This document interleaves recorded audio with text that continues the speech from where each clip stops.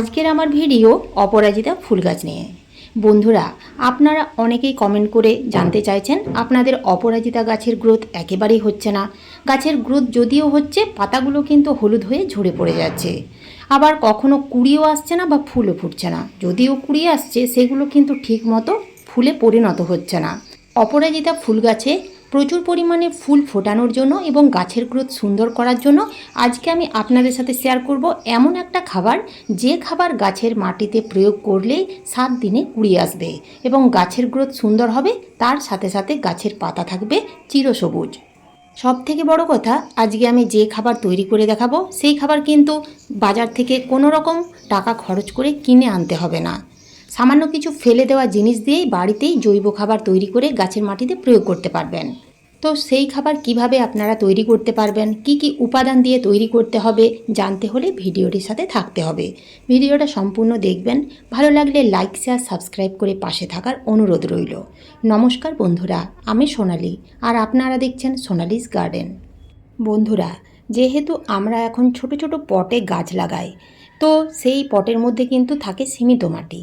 গাছের গ্রোথ সুন্দর করার জন্য এবং গাছে প্রচুর পরিমাণের ফুল নেওয়ার জন্য আমাদের কিন্তু সময় মতো খাবার প্রয়োগ করতেই হবে। শুধু যে খাবার প্রয়োগ করলেই গাছে প্রচুর পরিমাণে ফুল আনা যায় তা কিন্তু নয়। খাবার প্রয়োগের সাথে সাথে মেনে চলতে হবে কয়েকটা গুরুত্বপূর্ণ টিপস। সেই টিপসগুলো যদি আপনারা মেনে চলতে পারেন, তাহলে কিন্তু অপরাজিতা গাছের গ্রোথ যেমন সুন্দর হবে, তার সাথে সাথে অপরাজিতা ফুল কন্টিনিউ ফুটতেই থাকবে। তাহলে চলুন সেই টিপসগুলো একটা একটা করে জেনে নেওয়া যাক। অপরাজিতা গাছ থেকে প্রচুর পরিমাণে ফুল নেওয়ার জন্য প্রথমেই যে কাজ আমাদের করতে হবে তা হলো অপরাজিতা গাছগুলোকে ছায়াযুক্ত স্থানে একেবারেই রাখা যাবে না। সকালে মোটামুটি 3 থেকে 4 ঘন্টা যেখানে রোদ আসে এবং বিকেল দিকে যেখানে 2 থেকে 3 ঘন্টা রোদ আসে, সেই রকম জায়গায় গাছগুলোকে এনে রাখতে হবে। এছাড়াও কড়া রোদ্রেও রাখা যাবে না, যেমন দুপুরের রোদ থেকে গাছগুলোকে বাঁচিয়ে রাখতে হবে। আপনারা যদি দুপুরের কড়া রোদ্রে গাছগুলো রেখে দেন, তাহলে কিন্তু গাছের পাতাগুলো হলুদ হয়ে ঝরে পড়ে যাবে। 2 নাম্বার টিপস হচ্ছে জল। এই সময়, অর্থাৎ এই মে মাসের মাঝামাঝি সময়ে হঠাৎ হঠাৎ বৃষ্টি হচ্ছে, যার ফলে গাছের মাটি ভিজে থাকছে। ভিজে অবস্থাতে আবার কিন্তু জল দিয়ে দেবেন না। মাটি যখন দেখবেন শুকিয়ে গেছে, তারপরেই আপনারা জল দেবেন। আর যদি দেখেন মাটি একেবারে খটখটে শুকনো হয়ে গেছে, সেই অবস্থাতেও কিন্তু আপনারা ফেলে রেখে দেবেন না। সেই সময় আপনাদের জল দিতে হবে। গাছের মাটি যদি অতিরিক্ত শুকিয়ে যায়, তাহলে গাছের পাতাগুলো হলুদ হয়ে ঝরে পড়ে যাবে। গাছের মধ্যে কুঁড়ি এলেও সেই কুঁড়িগুলো কিন্তু শুকিয়ে যাবে। এছাড়াও শিকড়ের ক্ষতি হবে। শিকড়ের ক্ষতি হলে গাছের গ্রোথ থেমে যাবে। তাই আপনাদের জল বুঝে বুঝে দিতে হবে। মাটিতে আপনারা এমনভাবে জল দেবেন, মাটি যেন সবসময় একটা স্যাঁতসেঁতে ভাব থাকে। অপরাজিতা গাছের মাটিতে কি খাবার প্রয়োগ করবেন? আপনারা হয়তো অপরাজিতা গাছের মাটিতে বিভিন্ন ধরনের খাবার প্রয়োগ করেছেন, কিন্তু সেই খাবারের মধ্যে যদি পটাশিয়ামের মাত্রা ঠিক না থাকে, তাহলে আপনি আপনার গাছের মাটিতে যা কিছুই খাবার দিন না কেন, সেই গাছের গ্রোথ সুন্দর হবে না এবং সেই গাছ থেকে ভালো রকমের ফুল পাওয়া যাবে না। আপনাদের খেয়াল রাখতে হবে, ফুল আনার জন্য আপনারা যে খাবার গাছের মাটিতে প্রয়োগ করছেন, সেই খাবারের মধ্যে যেন পটাশিয়ামের মাত্রা বেশি থাকে। তো পটাশিয়ামযুক্ত খাবার প্রয়োগ করার জন্য আপনাদের কিন্তু বাইরে যেতে হবে না এবং বাজার থেকে নামি দামি সার কিনে এনে গাছের মাটিতে দেওয়ার কোনো প্রয়োজন নেই। বাড়িতে এমন কিছু জিনিস আছে যেগুলো কিন্তু আমরা ফেলে দিই। সেই ফেলে দেওয়া জিনিস দিয়ে আমরা গাছের খাবার তৈরি করে গাছের পটাশিয়ামের ঘাটতি পূরণ করতে পারি। এর জন্য সবচেয়ে ভালো খাবার হচ্ছে কলার খোসা। পাকা কলার খোসা দিয়ে তৈরি লিকুইড ফার্টিলাইজার। পাকা কলার খোসা হচ্ছে পটাশিয়ামের সবথেকে বড় রিচ সোর্স। যদি আপনারা এই খাবার কন্টিনিউ জবা গাছের মাটিতে 7 থেকে 10 দিন অন্তর দিয়ে যেতে পারেন, তাহলে গাছে কখনোই ফুল ফোটা বন্ধ করা যাবে না, কন্টিনিউ ফুল ফুটতেই থাকবে। আপনাদের কাছে যদি পাকা কলার খোসা না থাকে, তার পরিবর্তে আপনারা আলুর খোসা ব্যবহার করতে পারেন। পাকা কলার খোসার মধ্যে যেমন থাকে প্রচুর পরিমাণে পটাশিয়াম, এছাড়াও থাকে ম্যাগনেসিয়াম, আয়রন, ক্যালসিয়ামের মতো বিভিন্ন পুষ্টিগুণ। সেই রকম কিন্তু আলুর খোসার মধ্যেও থাকে প্রচুর পরিমাণে পটাশিয়াম, এছাড়াও বিভিন্ন পুষ্টিগুণ। 1 লিটার জলে 4 থেকে 5টা আলুর খোসা 3 থেকে 4 দিনের জন্য ভিজিয়ে রাখবেন। 3 থেকে 4 দিন হয়ে গেলে ঠিক এইভাবে গুলে নিতে হবে এবং এই খাবার সরাসরি গাছের মাটিতে প্রয়োগ করা যাবে না। এই খাবারের সাথে আর একটা খাবার মিশিয়ে নিতে হবে।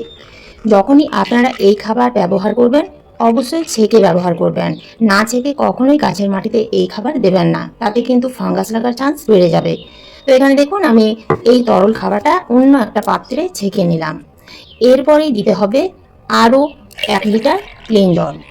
এরপরে আর একটা খাবার অ্যাড করতে হবে, তা হলো এই যে কফি পাউডার, 1 চামচ কফি পাউডার। কফি পাউডারের পরিবর্তে আপনারা চা পাতা ব্যবহার করতে পারেন। এই কফি পাউডার গাছের মাটিতে দিলে মাটিকে অ্যাসিডিক রাখে। মাটি যদি খালি হয়ে যায় তাহলে কিন্তু সেই গাছের মাটিতে আপনারা যতই খাবার দিন না কেন, সেই গাছের মাটিতে কখনোই ফুল ফুটবে না। তাই মাটিকে অ্যাসিডিক রাখার জন্য আমাদের মাসে একবার কফি পাউডার কিংবা চা পাতা দিতেই হবে। অপরাজিতা গাছের মাটিতে খাবার প্রয়োগ করার আগে দেখে নেবেন গাছের মাটিতে যদি আগাছা থাকে তাহলে সেই আগাছাগুলো তুলে ফেলে দিতে হবে। নিড়ানি দিয়ে মাঝে মধ্যে মাটি একটু আলগা করে খুঁজে নিতে হবে।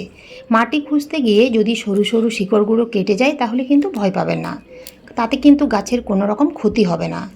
যদি অতিরিক্ত শিকড় কেটে যায় তাহলে আপনারা গাছের মাটিতে 1 চা চামচ হলুদ গুঁড়ো ছড়িয়ে দেবেন। তারপরে মাটি ভালো করে হলুদ গুঁড়োর সাথে মিশিয়ে নিয়ে এই তরল খাবার গাছের মাটিতে দেবেন। এই তরল খাবার কখনোই রৌদ্রে দেবেন না, হয় সকালবেলায় দেবেন, তা না হলে সন্ধ্যের সময় দেবেন, 7 দিন অন্তর। এই তরল খাবার যদি আপনারা কন্টিনিউ গাছের মাটিতে দিয়ে যেতে পারেন তাহলে কিন্তু কন্টিনিউ ফুল ফুটতেই থাকবে। এমন কোনো দিনও হবে না যে অপরাজিতা গাছ থেকে আপনি ফুল পাচ্ছেন না। এছাড়াও আর একটা জিনিস আপনাদের করতে হবে, সেটা হচ্ছে গাছে যখন দেখবেন ফুল চলে এসেছে, ফুল ফোটা হয়ে গেছে, পরের দিন যখন ফুলগুলো শুকিয়ে যাবে তো সেই শুকনো ফুলগুলো গাছের মধ্যে রেখে দেওয়া যাবে না, সেই শুকনো ফুলগুলো তুলে ফেলে দিতে হবে। শুকনো ফুলগুলো যদি গাছের মধ্যে রেখে দেওয়া হয় তাহলে সেই শুকনো ফুলগুলো থেকে বীজ তৈরি হতে শুরু করবে। গাছের মধ্যে যদি প্রচুর বীজ তৈরি হয়ে যায় তাহলে গাছের গ্রোথ থেমে যাবে, এছাড়াও গাছে ফুল ফোটা প্রায় বন্ধ হয়ে যাবে। তাই আপনাদের শুকনো ফুল বা মরা ফুল দেখলেই গাছ থেকে তুলে ফেলে দিতে হবে। এছাড়াও মাঝে মধ্যে অপরাজিতা গাছের ডালের মাথাগুলো পিঞ্চিং করতে হবে। আপনারা যদি ঘন ঘন গাছে পিঞ্চিং করেন তাহলে কিন্তু গাছ খুব কম সময়ের মধ্যে অনেক বেশি ঝোপালো হবে। যে গাছ যত বেশি ঝোপালো হবে সেই গাছ থেকে তত বেশি পরিমাণে ফুল পাওয়া যাবে। অপরাজিতা গাছ থেকে প্রচুর পরিমাণে ফুল নিতে গেলে এবং গাছের গ্রোথ সুন্দর করতে গেলে শুধু তরল খাবার দিলেই হবে না, প্রত্যেক মাসে 2 বার অর্থাৎ 15 দিন অন্তর গাছের মাটিতে মিশ্র খাবার দিয়ে যেতে হবে। সেই মিশ্র খাবারের মধ্যে থাকবে ভার্মি কম্পোস্ট কিংবা পুরনো গোবর সার, সর্ষের গুঁড়ো খোল, নিম খোল, হাড় গুঁড়ো, শিংকুচি, এগুলো 10 ইঞ্চি টবের জন্য 1 চামচ করে, ভার্মি কম্পোস্ট 1.5 থেকে 2 মুঠো। তার সাথে মিশিয়ে দিতে হবে 2 থেকে 3 চামচ করে পাকা কলার খোসা গুঁড়ো। এছাড়াও মাসে 1 থেকে 2 বার দিতে হবে এপসাম সল্ট।